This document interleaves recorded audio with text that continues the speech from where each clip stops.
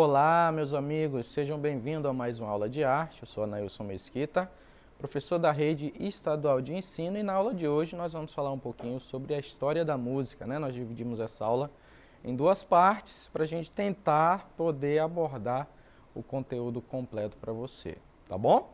Então vamos lá, vamos ver aqui primeiro o que é música, não é verdade? Bom, a origem da música, da palavra música, é grega, né? Da etimologia, está em musique, né? Que significa a arte das musas, né? Divindades que cantavam em memórias, né? As memórias do passado. E a técnica da música consiste em arranjar sons em uma sucessão, né? Intercalados com períodos de silêncio por um determinado período, certo? Entendida dessa forma, a música é uma linguagem, é uma forma de comunicação também, né? E uma linguagem tão real quanto aquela que usamos para conversar. Mas a gente sabe que na música nós vamos além da conversa, além da prosódia, né? Victor Hugo retratou a definição de música da seguinte forma: a música expressa o que não pode ser dito em palavras, mas não pode permanecer em silêncio. Olha só, que bacana, né? A música tem um poder de comunicação, né? A audição percebe a combinação desses elementos sonoros e, por esta razão, percebe as características como a duração do som, sua altura, né? Intensidade e timbre, que ocorrem em diferentes ritmos, melodias e harmonias, né? Então, só para você entender, música é tudo isso, né? E muito mais, tá bom? Agora vamos ver um pouquinho sobre a questão dos parâmetros sequenciais da música, né? A melodia é a sequência de notas musicais, né? A sucessão de sons organizados proporciona um sentido musical ao ouvinte. É a melodia que permanece na memória depois de se ouvir na canção, né? Primeiro, a melodia, ela é a característica principal aí, uma das características principais na música, né? É aquilo que a gente fica na cabeça, né? Isso é a melodia, não é verdade? Mas a linha melódica, né, não é solta no ar, ela é suportada pela estrutura harmônica, ou seja, a harmonia, que é a seleção de notas que compõem determinados acordes, né, a formação sonora, né? Em um sentido amplo, a harmonia é a descrição do desenrolar ou progressão dos acordes ao longo de uma composição, né? Então, a harmonia, ela na verdade nada mais é do que a execução simultânea de dois sons, né? Nós temos a melodia, que são sons em sequência, sequenciais, pá, pá, pá, pá, pá, pá, pá, né? Melodia, e nós temos a harmonia, que são dois sons simultâneos ao mesmo tempo, né? E vão seguir aí a melodia, certo? O terceiro parâmetro básico aí da música é o ritmo, né? Que é exatamente o embalo para a melodia sustentada e pela harmonia, né? Pode ter o ritmo do samba, né? A gente pode ter esses como exemplo, a valsa, o bolero, né? Alguns prelúdios aí clássicos, né? Qualquer um, tá, desses ritmos, eles dependem da invenção e da melodia, certo? O ritmo dita o tempo musical e o estilo da música, né?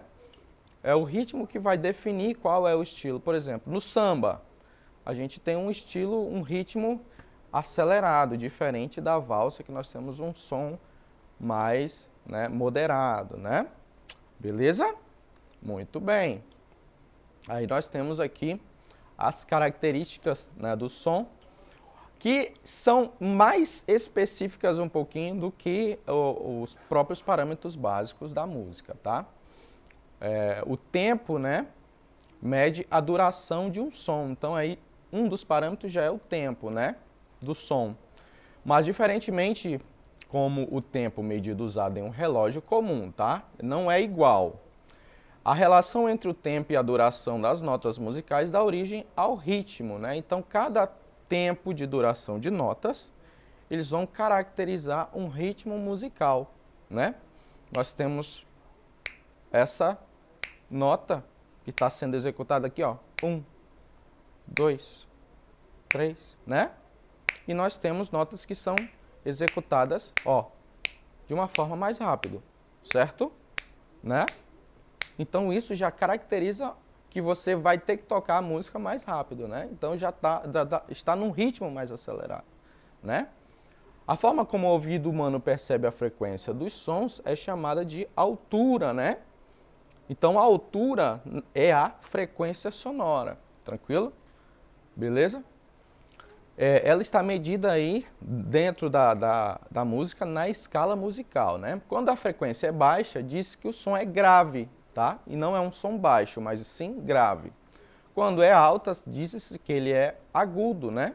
Mas em termos de frequência, não de amplitude, tá? Não de volume. Assim o som, né? O tom, aliás, é a altura de um som na escala geral, né? Como a gente estava falando, né? Veja, eu estou falando em uma certa altura. Mas se eu aumento a minha voz, eu estou aumentando a amplitude, né? Veja que a frequência ela continua na mesma altura de notas. Agora, se eu aumento a minha voz para esta altura, aí eu troquei de frequência, né? Fiquei em uma frequência mais aguda.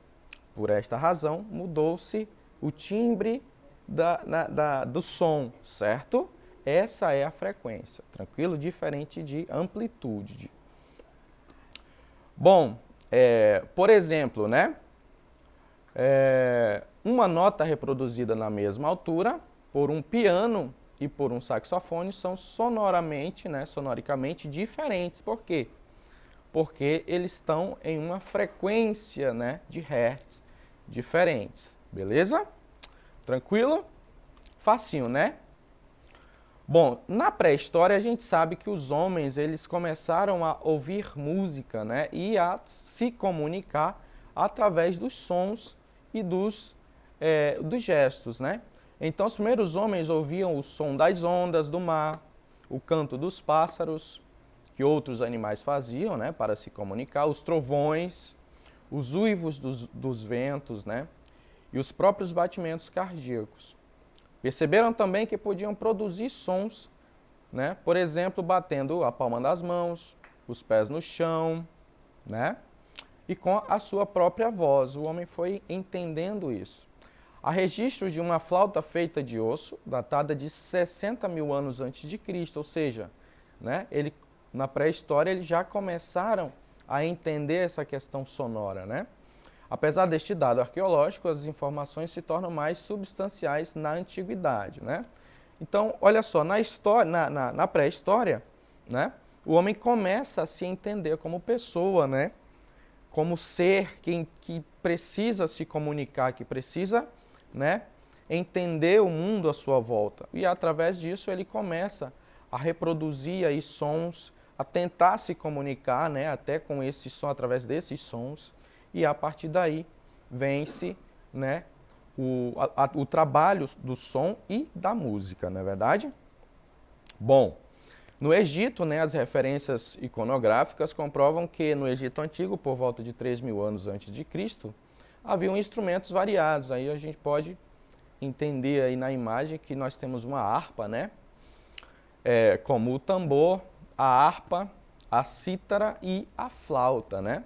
A música era um importante elemento religioso e sempre foi. Os antigos egípcios acreditavam que o deus Thoth era o criador da música e que Osíris a tinha usado para civilizar o mundo. Olha só que pensamento interessante. Na vida das comunidades, a música estava relacionada à comunicação, aos ritos sagrados e à dança, né? Olha só que interessante, né?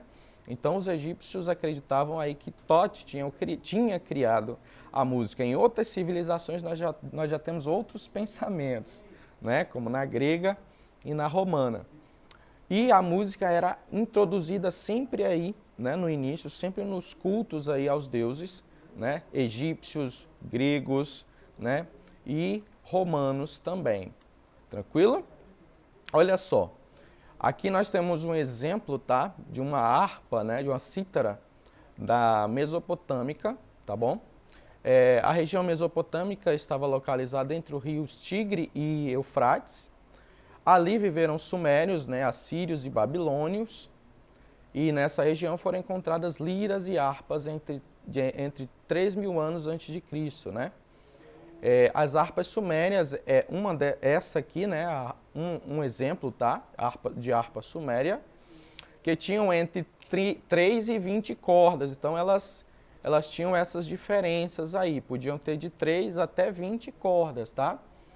E as cordas, galera, eram feitas aí de tendões de animais. Nessa época não havia, né, corda de nylon, corda de aço. Então, eram feitas aí de tendões de animais, tranquilo?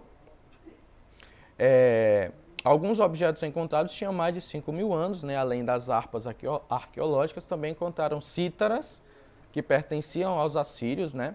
E o mais impressionante foi o registro na mais antiga linguagem escrita do mundo, a escrita cuneiforme. Nele havia um registro de músicos, geralmente dentro dos palácios, ao lado dos monarcas aí, né? Então a gente observa que a música ela está sempre dentro dos contextos religiosos aí, né?